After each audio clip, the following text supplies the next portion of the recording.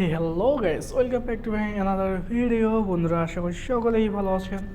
তো আজকে আমি আপনাদেরকে ভিডিওতে দেখাই দেবো যে কীভাবে আপনি ওই মেট্রোর কার্ড পারচেস করবেন, নতুন একটা মেট্রো কার্ড পারচেস করবেন। তো সম্পূর্ণটা ভিডিও দেখবেন, কোনো স্কিপ করবেন না। আর যেখানে বুঝবেন না অবশ্যই কমেন্ট করবেন।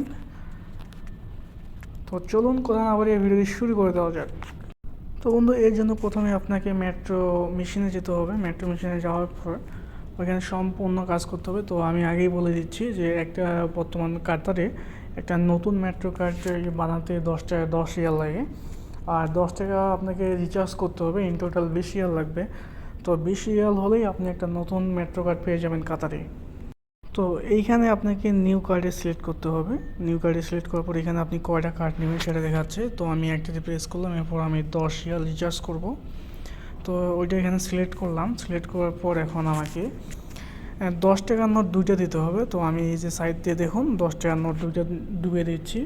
দুইটা দেওয়ার পর বন্ধুরা, এই নিচে যে আমার আছে সেখান দিয়ে আমার কার্ডটা বের হয়ে যাবে। তো উপরে দেখাচ্ছে যে আমার 10 টাকা রিচার্জ হয়েছে এবং 10 টাকা কার্ডের বিল। আর এই যে দেখুন নিচ দিয়ে আমার কার্ড বের হয়ে গেছে। তো এইভাবে আপনারা যে কেউ চাইলে মেট্রো কার্ডটা নতুন তৈরি করতে পারবেন মেশিনের মাধ্যমে। তো থ্যাংকস ফর ওয়াচিং।